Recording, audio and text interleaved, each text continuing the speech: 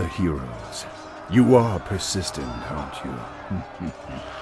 Let the games begin. Hey guys, and welcome back to another boss guide for Classic World of Warcraft. This week we'll be going over Nefarian, the final raid boss of Blackwing Lair, and everything that you and your raid will need to know for this encounter. So with all that being said, let's jump straight into the guide and get right into it.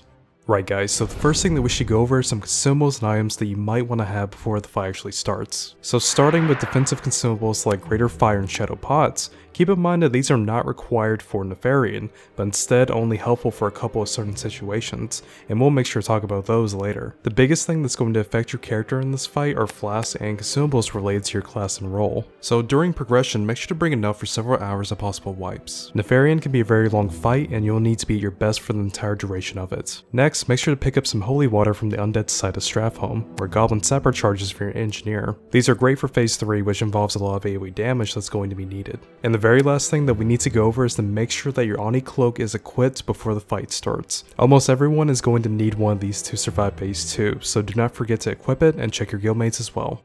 Phase 1 of this encounter starts with Nefarian sending waves of dragonids towards your raid from 2 doorways, so what you're going to have to do is split your raid in half and keep both sides under control until about 42 have been killed altogether. When it comes to splitting up your raid, make sure that each doorway has an equal amount of melee DPS, ranged DPS, tanks, and healers, and it's entirely up to your guild how you want to manage this. So now that your raid has been split up and the fight has started, let's talk about those dragonids for a moment. So each doorway is going to have a different color of dragonid attacking your raid each week, and their color corresponds to their abilities and traits. So now let's take a look at each individual color. Blue dragonids, for example, have an AoE attack that drains mana from nearby players, so this could be a problem for hunters who like to lay frost traps down to help slow and control the mobs. At the same time, they also lower the attack speed of players in combat with them, while also being resistant to frost spells. So this could be a problem for mages, and what they'll need to do is switch to the other doorway and be replaced by warlocks or equivalent amount of damage. So with the black dragonids, they have a single target fire attack which could be offset by using fire pots, but I wouldn't recommend using them for this. The biggest thing you need to know is that they're highly resistant to shadow and fire spells, so your warlocks would need to switch to the other doorway and be replaced if these guys are on their side. With the red dragonids, these are very straightforward, having a short range fire attack that places a dot on the player. Once again, use fire pots if you want, but I wouldn't recommend it unless you're really struggling with phase 1. These guys are also heavily resistant to fire spells, but usually during progression, all of your mages will be spec'd into frost, so they shouldn't really be a problem. So with the green dragonids, they'll periodically stun players around them as well as being resistant to nature spells. Not too bad to deal with, could be a bit annoying for your melee DPS players though. And then next up we have the bronze dragonids. Once again, they can be a bit annoying for your DPS players since they have a debuff that slows your attack and cast speed while also being resistant to arcane spells. And finally we have the chromatic dragonids. These are the huge guys that will spawn in every wave. The biggest thing about them is they have a lot of health and high resistance to magic, so make sure not to slack off in DPS since they'll take a bit longer to kill. So now that we've gone over the dragonids, the other half of phase 1 involves dealing with Nefarian, who's going to be teleporting around the room casting shadow bolts, shadow bolt volleys, and also using mind control on random players in your raid. Keep in mind that he's invulnerable during this phase, but you can still offset some of that damage with shadow pots, but mainly it's all about making sure not to kill mind controlled players and watching the health of players on your side if you're a healer if Nefarian is trying to blow people up with shadow bolts. Once Blackwing Lair is on farm status, take my advice and save your shadow pots for AQ 40 and next. Burn, you wretches! Burn! So after about 40 dragonids have been killed, this will trigger the beginning of phase 2, where your raid will transition over to fighting Nefarian directly. And immediately at the start of phase 2, he's going to use Shadow Flame that covers the entire raid area, which kills anyone not wearing an Oni cloak. But keep in mind that with a few exceptions, some classes can avoid dying if they aren't wearing one. So a couple of things are key to make sure that this is a smooth transition. The first is that your main tank along with 2 to 3 healers needs to be at the landing spot to pick him up and turn him around.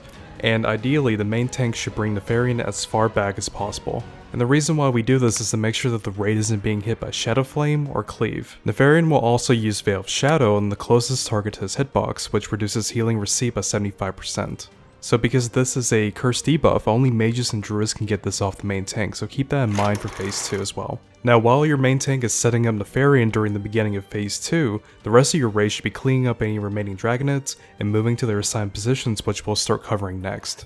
So during phase 2, the fight is mostly static when it comes to movement, but it's also important that depending on your class and role you're in the right place, which you'll stay at for almost the rest of the fight. And starting with our melee DPS and off tanks, you'll be positioned on Nefarian's side, which should prevent you from being hit by cleave and also tail swipe. Healers and hunters should be positioned at least 40 yards away in a group, which is going to prevent them from being feared from Nefarian, which he uses roughly every 30 seconds, that's telegraphed by the ground shaking before it happens. The main tank will need to stand stance to avoid being feared, or have Dwarf Priests use fear ward rotations if you're playing on the Alliance. Warlocks will need to be in their own stack group away from the other casters and at max spell range to avoid being feared. Mages can stack up with the healers and hunters or be in their own groups somewhat behind the boss and far enough away so that they're not being hit by tail swipe, which is usually between these two pillars, and we'll go over the second option and clarify once we start going over mage class calls. So a large part of phase 2 involves dealing with Nefarian's class calls, and this basically just means that roughly every 30 to 40 seconds, Nefarian is going to choose a random class from your raid and activate some sort of effect or ability, which lasts into the next class call. So let's start breaking this down by each class. First up, we have the Warrior class call. So they're going to be stuck in Berserker stance, as well as taking an additional 30% extra damage during this time. This is incredibly stressful for your healers, and they'll need to be on their A game to make sure the tank doesn't go down. And because Nefarian is immune to taunts, if your main tank dies, then it's going to be hard to recover and most likely a wipe. Next, we have the Warlock class call, which is going to spawn 2 Infernals per Warlock, and these Infernals will periodically stun the area around them, which is why we have the Warlocks located away from the other casters. The Infernals are immune to fire damage, but they die quickly, so just have the rest of your DPS players assist as needed. So with the Mage class call, all of your mages will get the wild polymorph debuff, which will cause them to start sheeping random players in your raid. Solutions to dealing with this can be having your mages use ice block to remove the debuff if they're spec'd into it, otherwise your healers will need to be quick on dispelling polymorph players. And also another option could be having mages stacking up in one of the Dragonhead doorways during the class call to try and stay out of range due to wild polymorph extending out to 100 yards. You can also try having the mages be at max range of Nefarian in the raid itself to try and have the debuff only affect the mages, since they're the closest players, and this would still allow them to do DPS. With the Hunter class called, Nefarian will break their range weapons, so your solutions for this are to have a macro to swap your weapon before and after class calls, or use a repair bot to quickly get back into the fight. So next up we have the Druid class call, which causes all of them to be stuck in cat form for the entire duration of it. So healers will need to pick up the slack, and mages will need to decurse Veil's Shadow off the main tank during this time.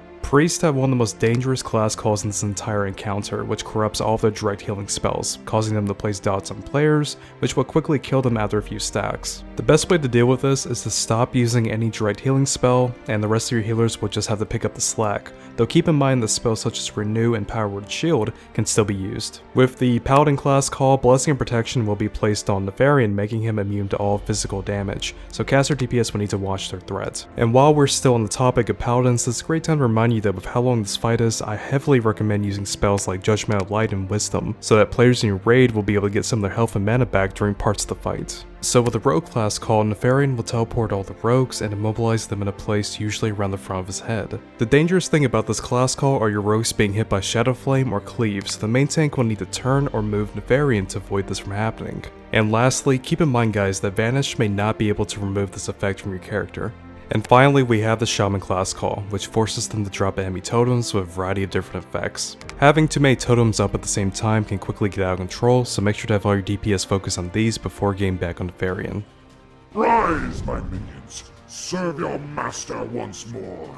Once Nefarian's health reaches 20%, this will trigger the third and final phase of this encounter, where he will resurrect all of the Dragonheads killed during phase 1 and send them directly into your raid. So combined with dealing with Nefarian, it's recommended to wait for an easy class call before pushing Nefarian past 20%, such as Hunter or Rogue. Once phase 3 actually starts, then it's time to break out your sapper charges and holy water that we discussed earlier. At this point, every DPS player should break off Nefarian and assist with clearing out the skeletons. Mages are a huge advantage here due to their CC and AoE abilities, and if you're playing on the Alliance, make sure that your Paladins use Blessing and Protection on your casters. This is going to make them immune to physical damage for a short amount of time. Hunters can also drop freezing traps for more control if it's needed. The skeletons have no special abilities and they should die very quickly. Once your DPS have taken care of them, then get back on Nefarian and start burning him down, since this is the final stretch of the encounter. Nefarian represents a massive milestone compared to previous encounters and is generally regarded as one of the toughest bosses in Classic due to the length of the fight and dealing in multiple situations, as seen in phase 2. But hopefully the information today has been helpful for you and your guild, and as always, thank you guys for watching to the end, and I'll see you in the next video. Take care.